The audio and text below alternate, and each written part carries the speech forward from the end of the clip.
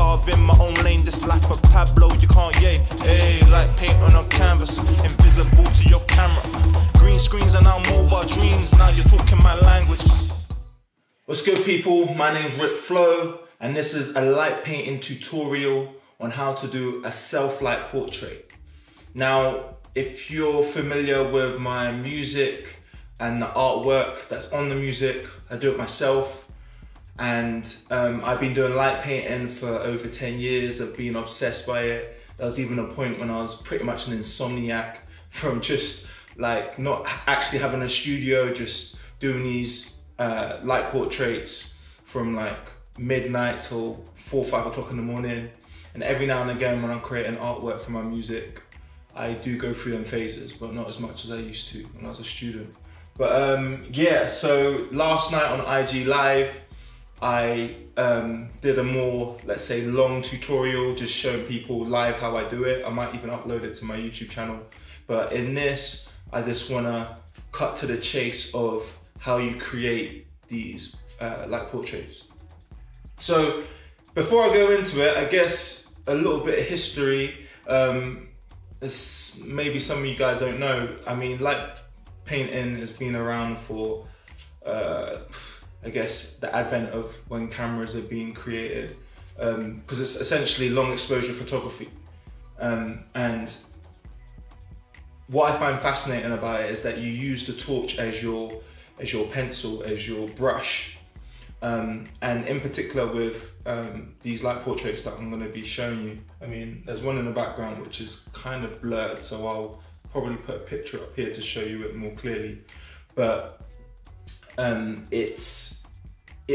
every torch gives a different texture, so you literally got to look at it like a brush. So in regards to what I was doing on my IG Live, I used a Fibre Optic brush.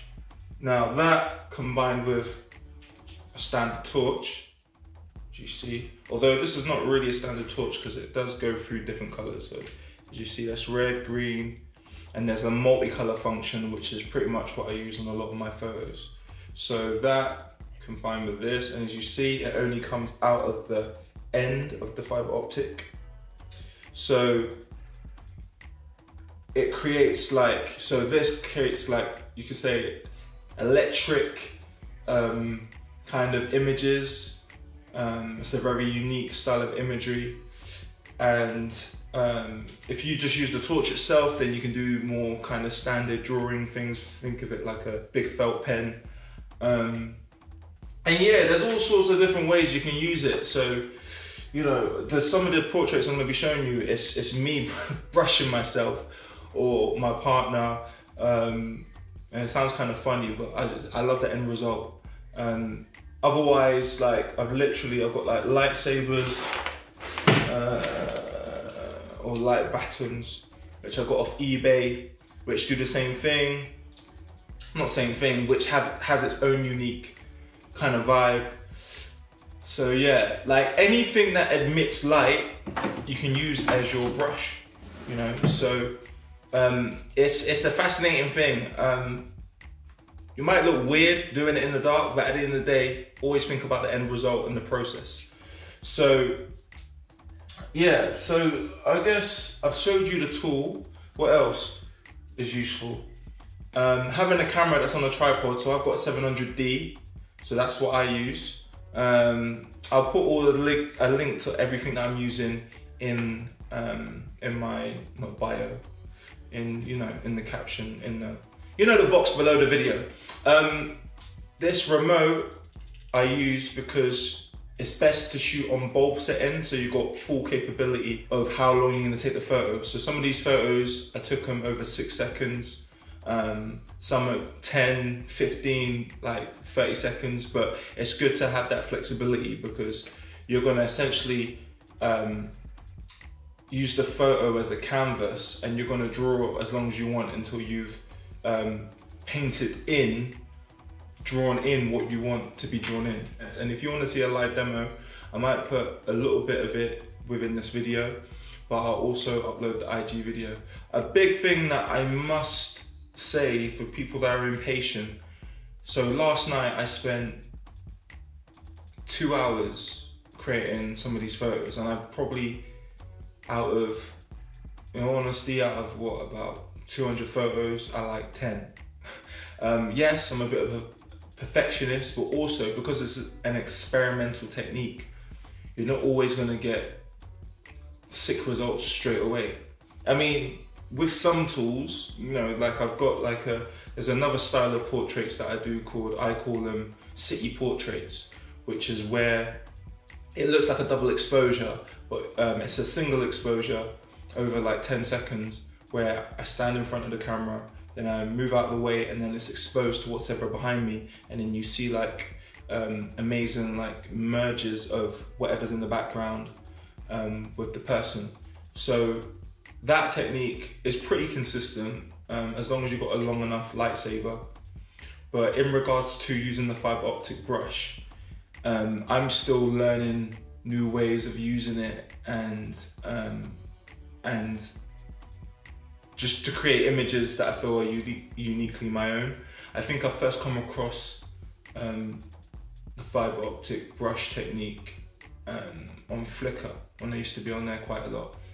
And yeah, you know, I guess if you type in like Lightpainting Fibre Optic brushes, you're gonna see a load of different artists that do it. There's even a whole community of people that just, you know, do this style of artwork.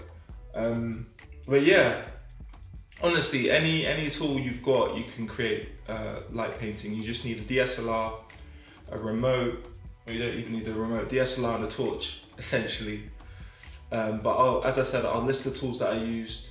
What else can I mention? I guess the way I started was when I was back at uni. I had a circular light tool that I created these letters out of, and I loved the results because it felt kind of calligraphic. Can you say calligraphic? Calligraphy-like, and 3D. So after that, I just got obsessed with just drawing letters, drawing characters, and portraits was only a thing I kind of, although I probably started doing it 6-7 years ago. Actually, from the get-go, I did a few portraits, but I guess inspired by, if you guys know, a German light painting company called Lichtfactor. I think that's how you pronounce it. Getting inspired by them, and some people that were doing it literally back, it was when it was like popping on television as well, 10-11 years ago. That's kind of around the time I was doing it with an obsession. Whereas now, I don't really do it as an obsession, but at the same time, when I'm trying to, as an artist, music artist, I wasn't confident at first, you could say, with using some of my light painting, because I didn't think, I was just a perfectionist basically, but I didn't think the image would match up with the music. But now I'm in a place where I'm comfortable with using it, and I feel it's quite, when it comes to me bringing something unique to the world, it's something that a lot of my friends know me for, because they never knew about it before I was doing it, and I think it's something that I haven't really seen within the music game in regards to other people's artwork, especially within hip hop. So that's the main reason why I really wanted to be a part of my identity, not only within my visual work, but like my music identity. And not to go too much into how I kind of do my template of my artwork, but I've set it in a way where after I create the image, my type is consistently in the same place. And it's all because I don't want to focus too much on layout. I'm all about the image. So it's like I create the image, and then whatever the song name is or whoever it's featuring, just put it on the side, and then that's it. It's done, rather than fiddling around. So I want to focus time on music and just other creative acts. If I can systemize things so I can focus on other stuff that feels creative, then it's all blessed. And if you want me to go into like kind of how I edit it on Lightroom, because I must admit, like I boost a lot of the luminance, a lot of the light in Lightroom, then I can. But for now, I hope with a combination of maybe putting some of the IG Live essential content to the right of me, and what I've explained just then, I hope that pretty much sums up how to do light painting, you know. So yeah, hit me up with the images that you've created from this tutorial. I hope it's been helpful. And if you want to see any more images, just go to my IG. It's RICFLO Music. That's RICFLO Music, Rickflow Music. And I'll have a link to just my artwork page, which is Diagi Studios. But regardless of spelling it, I'll put a link, and also just go to my IG and you'll see all my light painting work. So yeah, I think that's it. I think I've covered pretty much everything. Big up to everyone who already does light painting.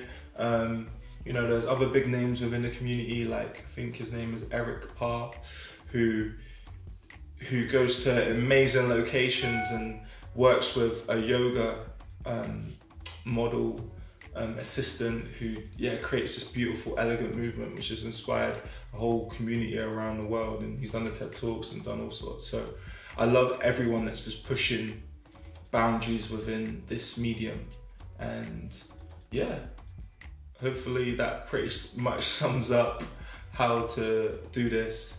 So yeah, stay blessed, keep creative, and out. Peace!